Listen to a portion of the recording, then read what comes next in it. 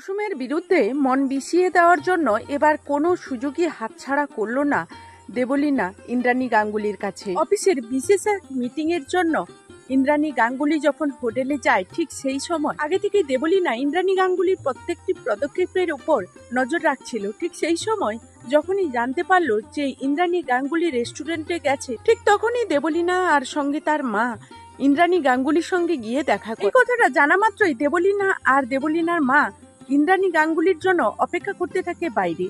তখনই মিটিং শেষ হয়ে যাওয়া মাত্রই দেবলীনার মা ইন্দ্রাণী গাঙ্গুলির সঙ্গে দেখা করে আর বলতে থাকে, আন্টি তুমি কেমন আছো? তখনই ইন্দ্রাণী গাঙ্গুলি সেখান থেকে উঠে যেতে যায়। আর তখনই দেবলীনা বলতে থাকে, আন্টি আমি জানি যে তুমি আমার উপরে খুব ক্ষিপ্ত হয়ে আছো। সব মানুষই তো ভুল করলে তার শুধরানোর সুযোগ পায়। তুমি আমাকে অন্তত একটা সুযোগ দাও, অ্যাটলিস্ট আমার একটা কথা রাখার সুযোগ দাও। সেদিন রাত্রে যা কিছু ঘটনা ঘটেছিল তার মধ্যে আমি কিন্তু আমার কথাটা রাখার সুযোগ পাইনি।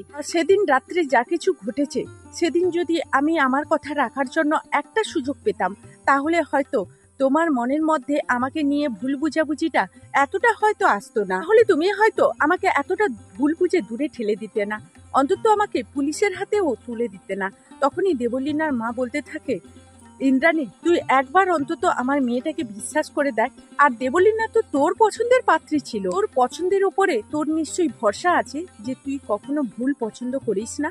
তখনই ইন্দ্রাণী বলতে থাকে, ঠিক আছে আমি 10 মিনিট মাত্র টাইম দেব, এই 10 মিনিটের মধ্যে তোমাকে যা বলার বলতে হবে দেবলীনা। আর এখানে তুমি মিথ্যাচার যদি কিছু করো তাহলে আমার থেকে খারাপ কেউ হবে না।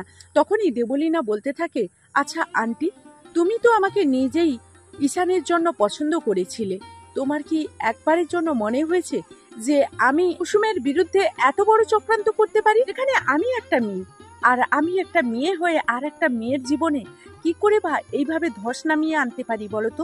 শিক্ষাটা অন্তত আমি আমার মার কাছ থেকে পাইনি। আর তুমি আমাকে বলো না, আমি সঞ্চয়কে এতগুলো টাকা দিয়ে কুসুমকে বিয়ে করে নিয়ে গিয়ে দুবাই পাঠিয়ে দেওয়ার কেন ষড়যন্ত্র করবো? করে আমার কি লাভ হবে? আমার বিয়েটা তো নিশ্চয়ই আয়ুষের সঙ্গে হচ্ছে না, আমার বিয়েটা হচ্ছে ঈশানের সঙ্গে। আমি বা কুসুমকে কেন আমার পথের কাঁটা ভাবতে যাব? ওর সঙ্গে আমার কোনো স্ট্যান্ডার্ডের মিল নেই।